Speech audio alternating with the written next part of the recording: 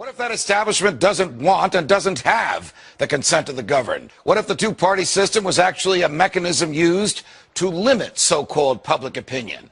What if there were more than two sides to every issue, but the two parties wanted to box you into a corner, one of their corners? What if there's no such thing as public opinion, because every thinking person has opinions that are uniquely his own?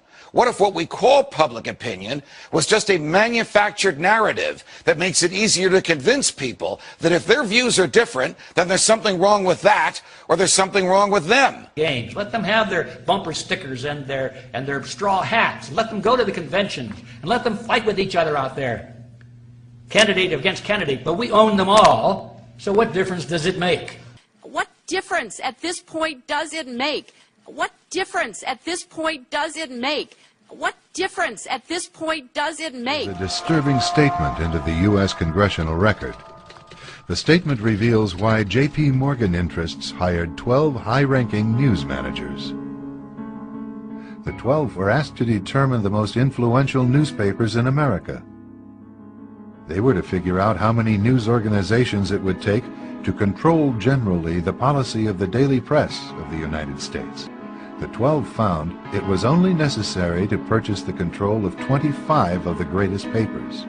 An agreement was reached. The policy of the papers was bought, and an editor was placed at each paper to ensure that all published information was in keeping with the new policy.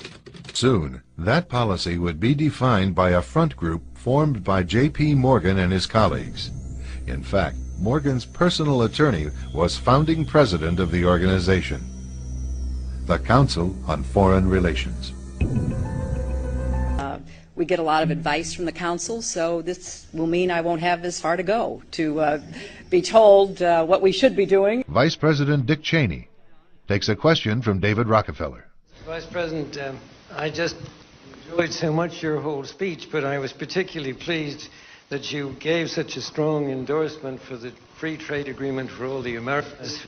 Both the 1994 Miami Summit and the FTAA proposal were conceived and nurtured by a Rockefeller-created network.